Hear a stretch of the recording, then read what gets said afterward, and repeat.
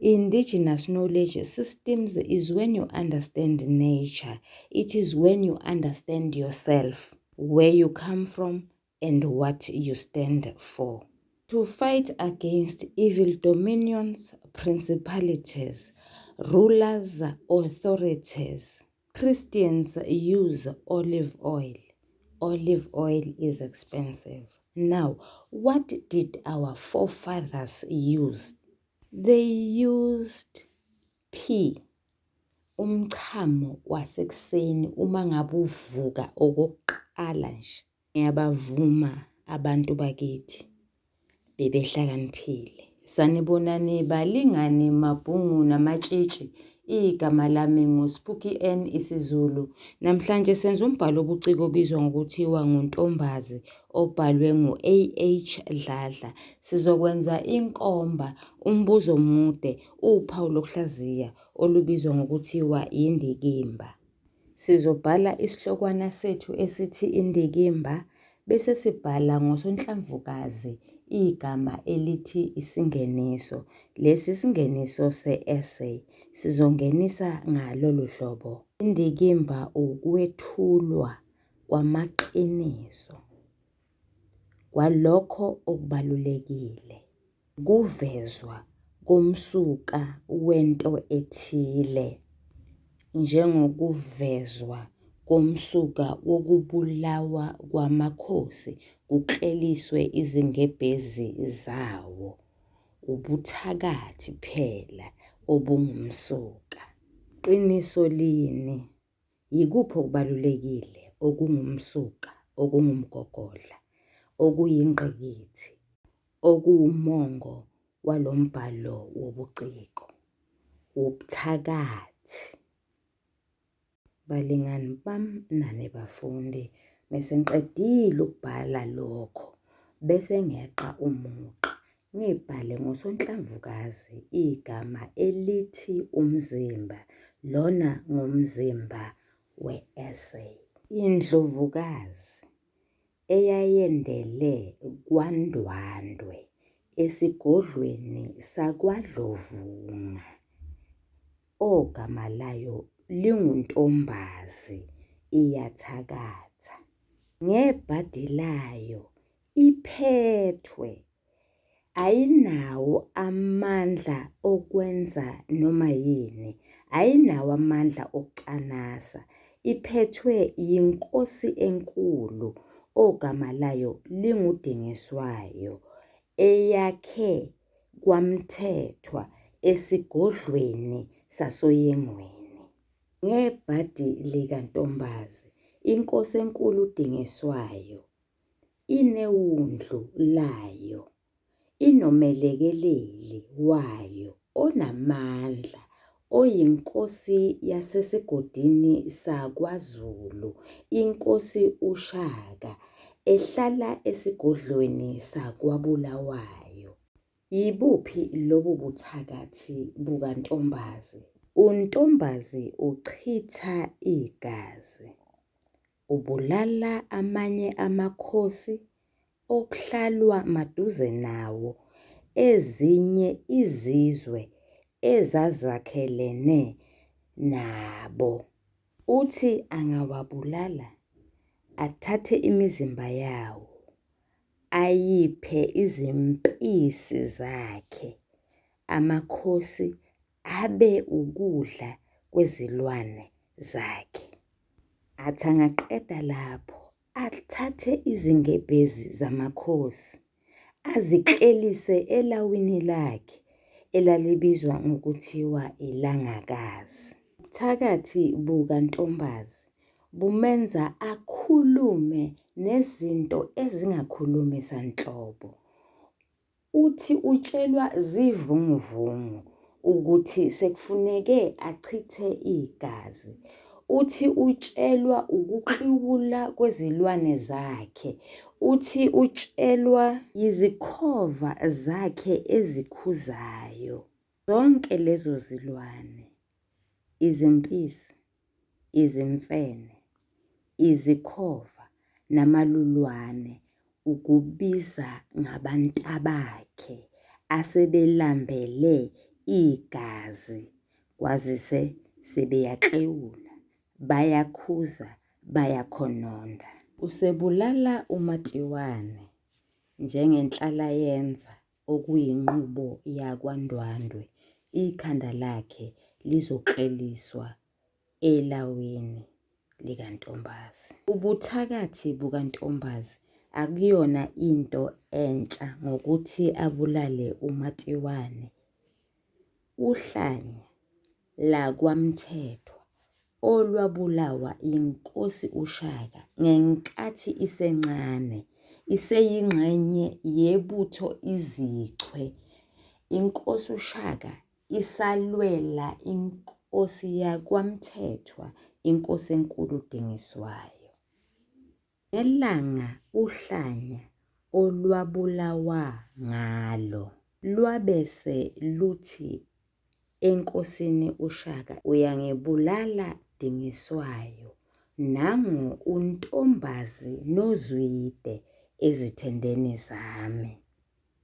Ubuthakathi bukaNtombazi benza nekhehla lakwaMthethwa uMbiya ukuba lithumele kwaBulawayo enkosini uShaka ukuba ize ngakulona, isuke kwaBulawayo iye kwaMthethwa iyokhuluma nalo umlomo nomlomo kumbulwa kwembeswa kuleli khehla uMbiya.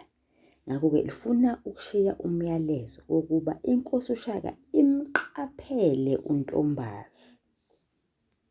Umbhali usebenzise ubuchule, wethula inkulumo yekhehla nendaba yohlanya ngesu lokujeqeza emuva phakathi kukaBhuza noNgomane, becabanga ngokwenzeka phambilini. Ubuthakathi bukaNtombazi abunasihe, abunalo uzwelo. Utshela untombazana okuyindodakazi yakhe ukuba ahambe aye kwaMthethwa afike aqome uDingiswayo oyinkosi yakwaMthethwa ngetulo lokuthi leyo nkosi izocuywa. Hayi bakithi, who does that? A woman who experienced pain when she gave birth. Now she sells her child to the highest bidder.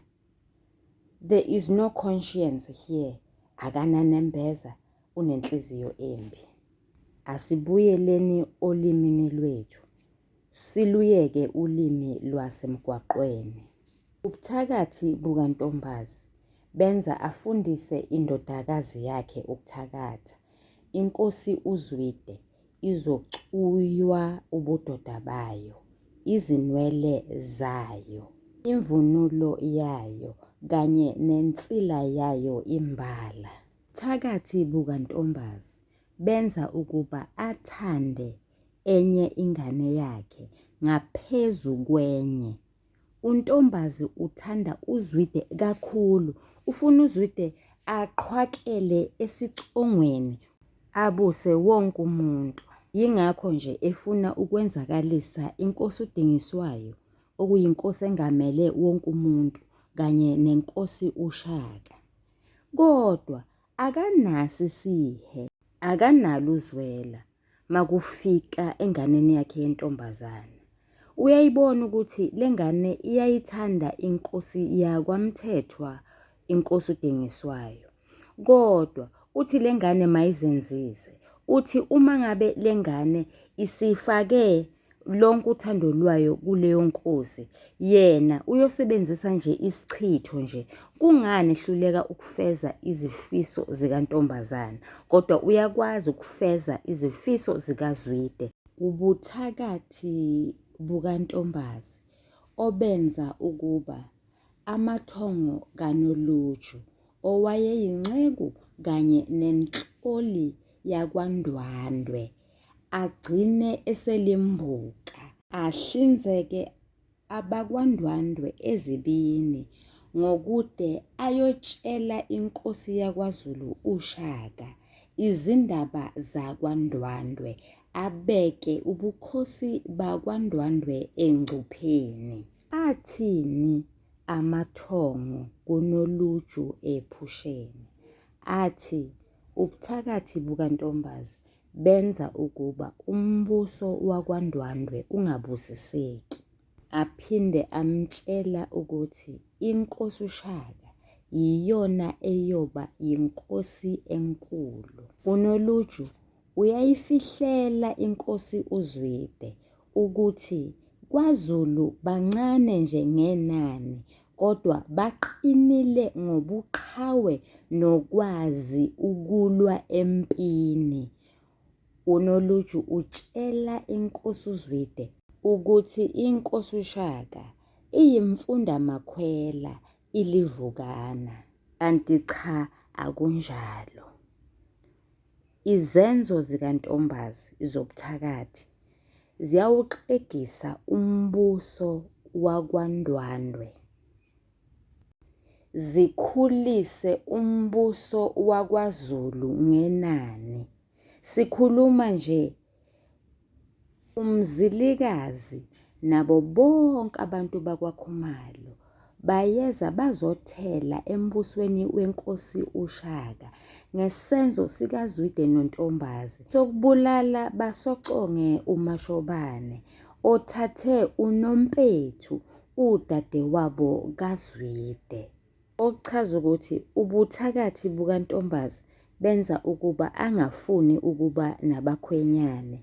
Yibona obumdonsela amanzi ngomsele. Isizwe sakwaZulu siyanda, esakhe siyancipha, ubulala nezihlobo zakhe. Ubuthakathi bukaNtombazi obenza ukuba isizwe sakwaDlamini esakhelene nabo esingomakhelwane sithele enkosini uShaka. Naso lesi sizwe sasimlethela imibiko kwazise uNtombazi abantu abasamethembi. Abamethembi ngoba kwenze njani? Ngoba yena noZwide indodana yakhe bamema abantu, babamemele ejadwini Mbumbulu, bamema uMalusi ngetulo lokumkhipha ulimi nenhliziyo ezwa, babhokoda izinceku zakhe ngomkhonto. Kwangempela ukhamba luyayifuza imbiza. Nangu noZwide naye phela usemema uManzini wakwaZungu ukuba eze ejadwini Mbumbulu ngetulo lokubenzakalisa, kanti uzobaleka uManzini ngenhlanhla yakhe noma ngokuvikelwa kwakhe ngamathongo. Izizwe eziningana zagcina zithela ngaphansi kwenkosi uShaka, zibalekela ubuthakathi bakwaNdwandwe. Lokho kwenza ukuba isizwe sakwaZulu sande. Ubuthakathi benza ukuba uNtombazi angabaleki ngenkathi uZwide esehluliwe empini. Uthi yena ufuna ukufela elawini lakhe, ufuna ukufa lapho umyeni wakhe afa khona. Balingani bami nani bafundi, there's a bit of noise in the background. Nonetheless, we've come to the end of this particular topic. Ngiyabonga isiphetho esomfundi, nesale kahle niyathandwa. Soqhubeka ngenye futhi i-essay ngokuzayo.